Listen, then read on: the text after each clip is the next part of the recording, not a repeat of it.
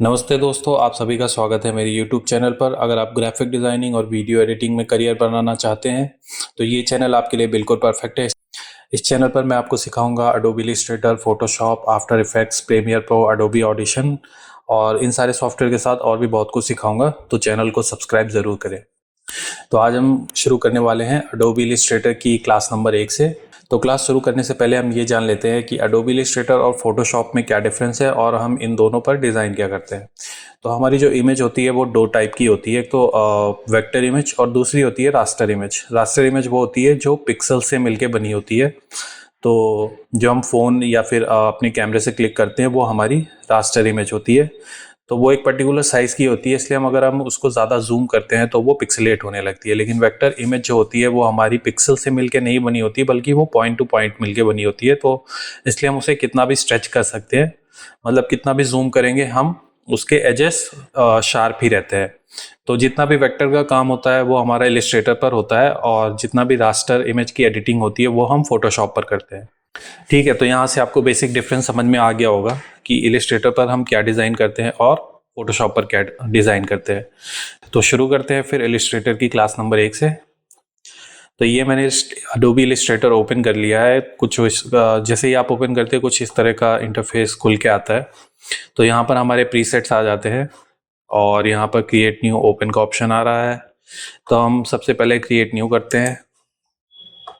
तो वही प्रीसेट्स आपको यहाँ पर भी मिल जाते हैं, मोबाइल के लिए प्रीसेट्स और वेब के लिए प्रीसेट्स, प्रिंट के लिए और फिल्म एंड वीडियो के लिए।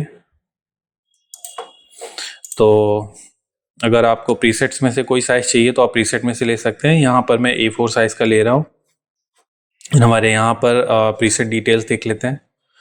तो प्रीसेट में अगर आपको चेंज भी करना है तो आप अपने हिसाब से चेंज भी कर सकते हैं। यहाँ पर हम सेलेक्ट कर सकते हैं हमें किस पैरामीटर पे चाहिए, मतलब पिक्सल में चाहिए या फिर पॉइंट्स में चाहिए, पिक्स में चाहिए, इंचेस में चाहिए। तो मैं पिक्सल्स में सेलेक्ट कर लेता हूँ, इससे रेजोल्यूशन समझने में आसानी होती है कि उसका रेजोल्यूशन क्या है। यहाँ पे फाइल का नाम हम क्लास 1 डाल देते हैं,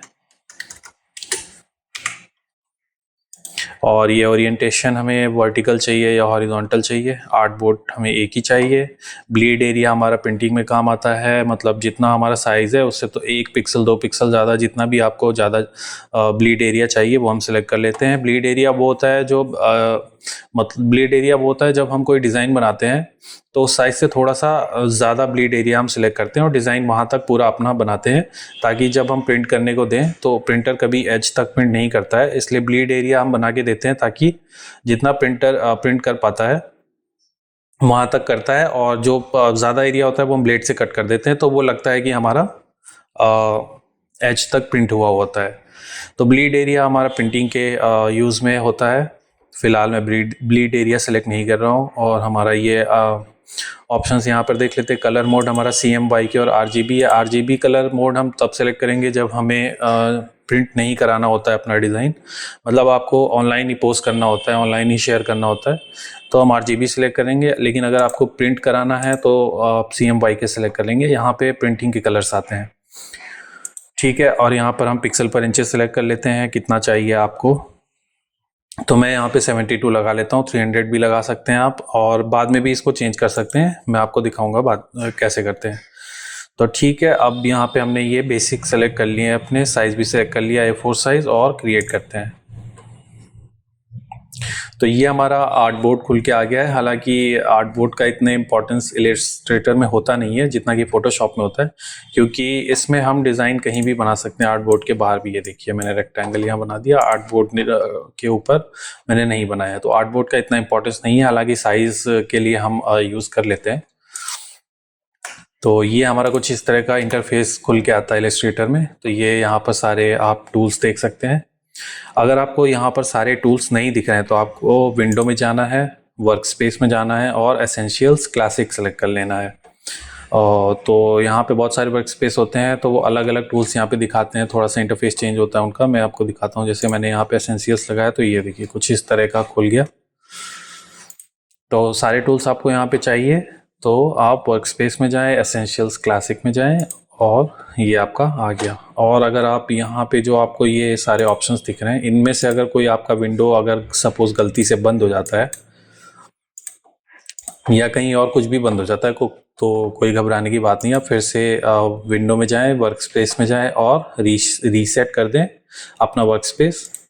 तो ये देखिए, ये आपका सारे ऑप्शंस यहाँ पर वापस आ जाएंगे। तो ये आपका रीसेट हो जाता है वर्क स्पेस।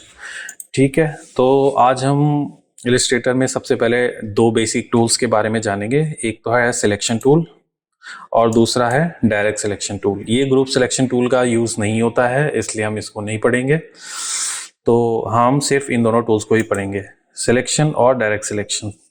तो सिलेक्शन टूल हमारा चीज़ों को सिलेक्ट करने के काम आता है। कोई शेप हो, कोई इमेज हो, उसको सपोज ये हमने रेक्टेंगल यहाँ पर बनाया है, तो ये रेक्टेंगल मैंने यहाँ पे बनाया है। अब इसको जूम कैसे करेंगे? तो अब अगर हमें ये जूम करना है तो कैसे करेंगे? ऑल्ट दबाकर हम स्क्रॉल करेंगे आगे की ओर, तो ये हमारा जूम हो जाता है। ठीक है, तो आप देख सकते हैं ये बहुत ही छोटा सा रेक्टेंगल है। इसका साइज़ आप देख सकते हैं 158 और 110 है। लेकिन अगर हम इसको जूम करते जाएं, ये देखिए इसकी एजेस कितनी शार्प आ रही हैं और कितना क्लीन आ रहा है। क्यों? क्योंकि ये वेक्टर है, ये हमारी वेक्टर शेप है, इसलिए पिक्सलेट नहीं होगी। ये देखिए यहाँ पर 51,000% जूम आपको दिखा रहा है, फिर भी ये पिक्सलेट नहीं होगा। तो हमारा सिलेक्शन टूल जो होता है वो सिलेक्ट करने के काम आता है। सपोज हमने ये रेक्टेंगल पर क्लिक किया तो ये हमारा पूरा रेक्टेंगल सेलेक्ट हो गया है। अगर हम इसमें एक पर्टिकुलर पॉइंट सेलेक्ट करना चाहें सिलेक्शन टूल से तो नहीं होगा। सपोज ये पॉइंट है, मैं इसको पकड़ के ड्रैग करता हूँ तो ये देखिए पूरा रेक्टेंगल ही बड़ा छोटा हो रहा है। यहाँ से इसको ये देखिए, और इधर उधर ले जाना हो तो हमें पूरा रेक्टेंगल ही ले जाना होगा। तो सिलेक्शन टूल हमारा सिर्फ सेलेक्ट करने के काम आता है, पूरा शेप हो या फिर साइज छोटा बड़ा करना हो। तो सिलेक्शन टूल हमारा इसलिए यूज़ होता है। अब अगर हमें एक पर्टिकुलर पॉइंट सेलेक्ट करना है या फिर सिर्फ दो पर्टिकुलर पॉइंट सेलेक्ट करने हैं तो हम डायरेक्ट सिलेक्शन का टूल का यूज़ करेंगे। यहाँ से हमने डायरेक्ट सिलेक्शन टूल ले लिया और हमने एक पॉइंट ये सेलेक्ट कर लिया। अब देखिए, अब मैं इसको छोटा बड़ा करूँगा तो सिर्फ ये पॉइंट ही छोटा बड़ा होता है। ये देखिए, इसे हम कहीं भी ले जा सकते हैं। ये देखिए,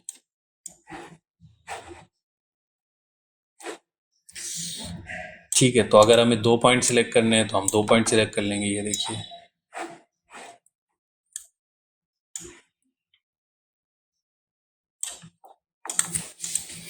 तो अगर आप ऐसे सेलेक्ट करना नहीं चाहते हैं तो एक और तरीका होता है, आप शिफ्ट दबाएं और पॉइंट्स पर क्लिक करें, एक दो, और ये तीन पॉइंट मैंने शिफ्ट दबा के सिलेक्ट कर लिए। तो ये देखिए अब सिर्फ ये तीन पॉइंट ही मूव हो रहे हैं, बाकी चौथा पॉइंट अपनी जगह पर बना रहेगा। ठीक है, तो आप समझ गए होंगे सिलेक्शन और डायरेक्ट सिलेक्शन टूल में क्या अंतर होता है।